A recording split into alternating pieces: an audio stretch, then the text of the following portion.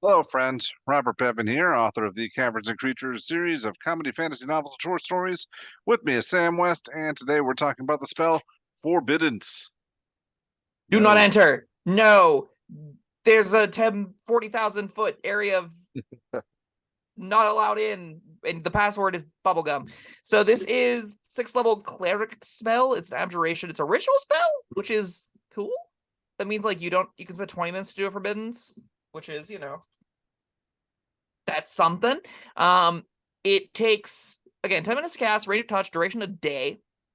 It requires verbal somatic material components. Those material components costing or being a sprinkling of holy water, rare incense, and powder, and a powdered ruby worth 1,000 gold. Notably, holy water is also costed. I don't know if the sprinkling requires you have to spend a gold amount of the sprinkling, but you do have to get a vial of it, which again, because it's a gold cost item, you're gonna actually have to get that on you. You You create a need all ward. that, even if you're using it as a ritual. Yes. Yes, it Okay. consumes all that. Oh, sorry, it doesn't consume any of it. It's not consumed. You just need it, and then you can do this a bunch. Sure. You create a ward against magical travel that protects up to 40,000 square feet of floor space to a height of 30 feet above the floor. So it doesn't do a great job if a building is larger than 3 stories. For the duration, creatures can't teleport into the area or use portals, such as those created by the gate spell, to enter the area. The spell proofs the area against planar travel and therefore prevents creatures from accessing the area by way of the astral plane, ethereal plane, Feywild, Shadowfell, or the plane shift spell. I would love to believe there are coherent rules for Feywild and Shadowfell planar travel, and I'm skeptical that those exist. And as we know, astral projection is not the easiest way to get around. So all those are kind of a bit suspect. In addition, the spell damages types of creatures that you choose when you cast it. Choose one or more of the following: celestials, elementals, fae, fiends, and undead. So you can pick 1 or 5 of those. When a chosen creature enters the spell area for the first time on a turn or starts its turn there, it takes 5d10 radiant or necrotic damage, your choice. That just happens. There's no saves. If it's in the Forbiddance area, it's burning alive or being eaten alive by necrotic damage.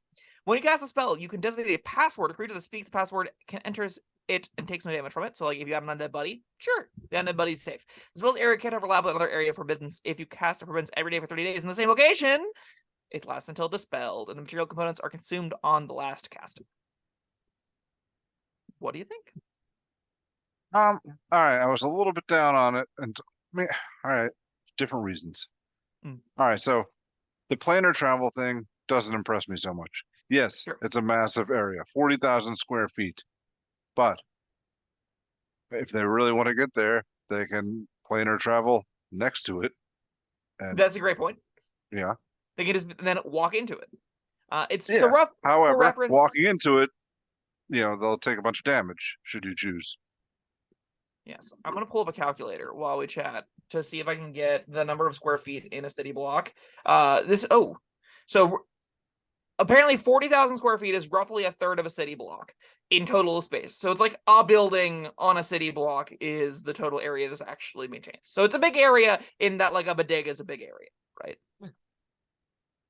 And I mean, yeah, you can have if you want something to not planar travel to your mansion or your So a part of your mansion. stadium or whatever. I don't know. No, yeah, probably not stadium. It's like Yes. your small, humble abode in the woods. This forbids things from entering it. Okay, then Sure. yeah. So yeah, I'm not super impressed with the planar travel stuff. I just, you know what? I just don't care about planar travel.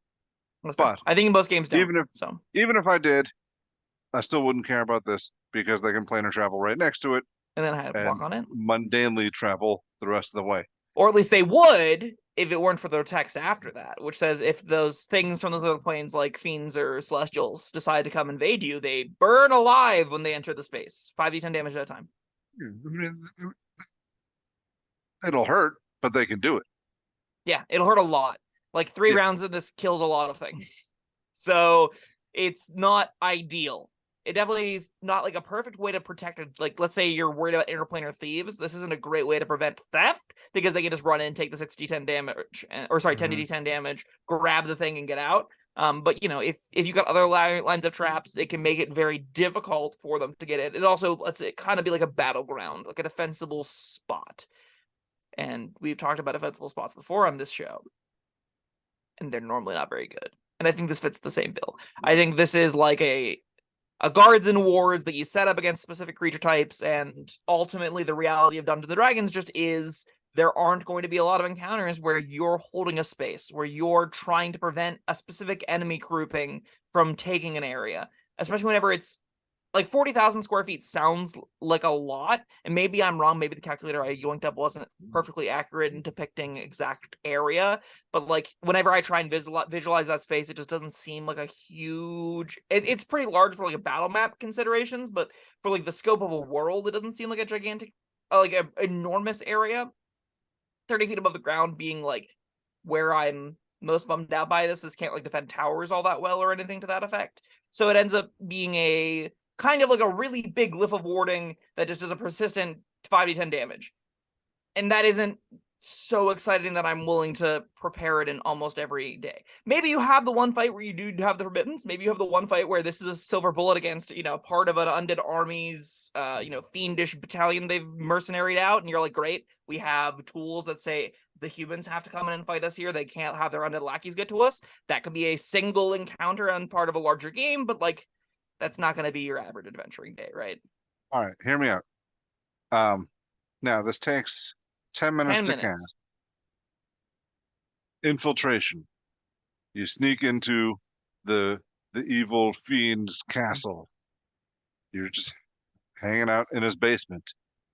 You can get 10 minutes to cast this. Sure. And then You can all of a probably sudden, get 20 minutes to cast this as long as if you want to do it with ritual, yeah. Now his home is toxic for him, and he's like just watching TV or something, and then suddenly burning alive. Right? Does this work like this? So I would say as a DM, the first time my players would come up with that kind of plan, absolutely it works like that. And then subsequent times I would talk to them after it worked and be like, okay, in moving forward, you're gonna have to like walk and line the walls and do a larger scale ritual that has a little bit more magic to it than just I sit in place, I mumble some words, and the whole building catches on fire. Because like I think to me what this spell implies is you going about the space defending it with magical ritual dusting crap, right? But what it mechanically doesn't ask you to do is that. It doesn't ask you mechanically to walk the grounds or anything to that effect. So I think rules as written, you're right. If I were DMing it again, I definitely let the rules as written thing happen once and then talk to my players about it. Be like, well, I do want to be able to send undead things in here. I want you to be able to hide in their spaces, but I also don't want you to light the entire building on fire. So like, we're gonna find a little bit of middle ground. The building on fire. The building will be fine. The building will be there for you once all the fiends and undead are gone. Right. Which is very important to you, I know. Yeah. What real estate? Yeah. And Bob's ultimate fantasy. Speaking of which, this does have the permanent option. Mm-hmm. It's what, every day for a year? Every day for 30 days. Easy peasy. 30 days? Oh, that's not too bad. That's doable. That's all right. Let's say it only costs you $1,000 at the end of it too, right? So it's actually if you want like an easy, cheap base defense, this is definitely top of that list. All right, make sure that you don't let enemies know the password, though. You definitely make a password so you can have your own celestial buddies come in, but you don't want enemy celestial buddies coming in because then they'll kill you. So you have to make sure you keep that password under lock and key.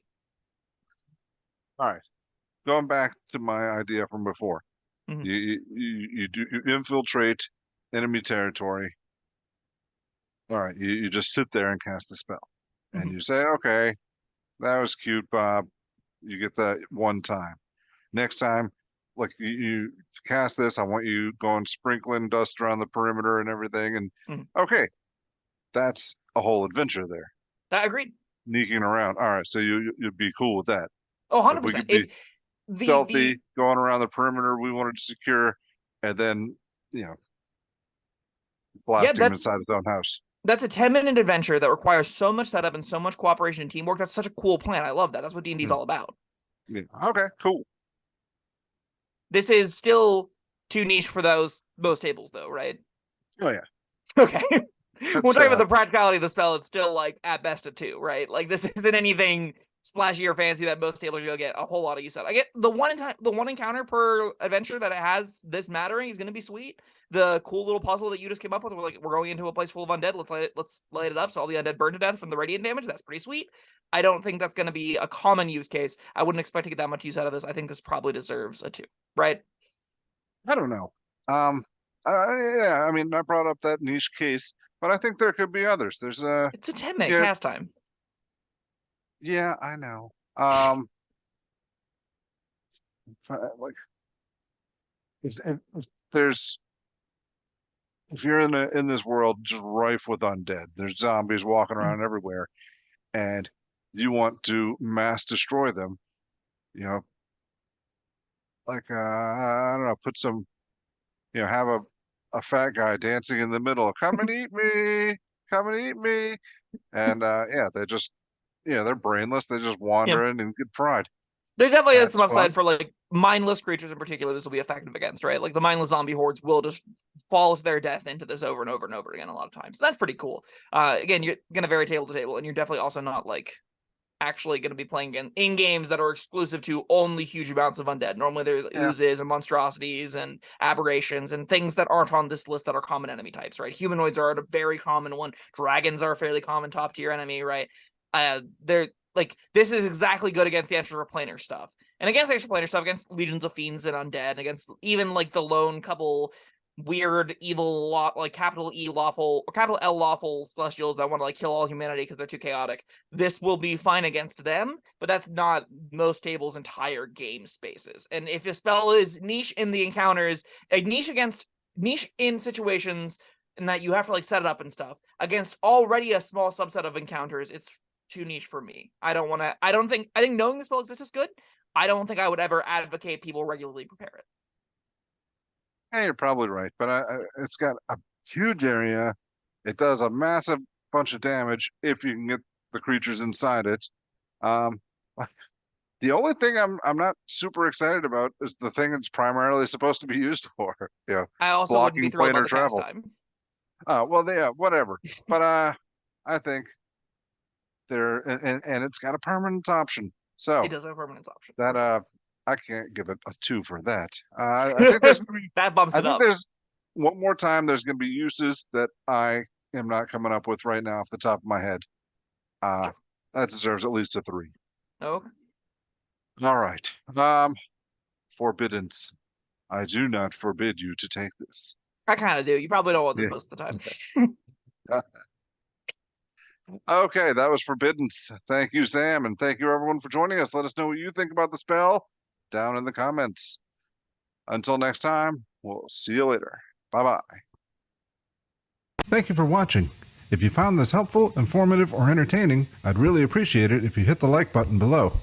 You needn't smash it. A gentle tap will suffice. If you want to see more videos like this, subscribe to the channel. And make sure you check out the links in the description, where you'll find my Caverns and Creatures series of comedy fantasy novels, Sam's full review of the spell, and other fun things.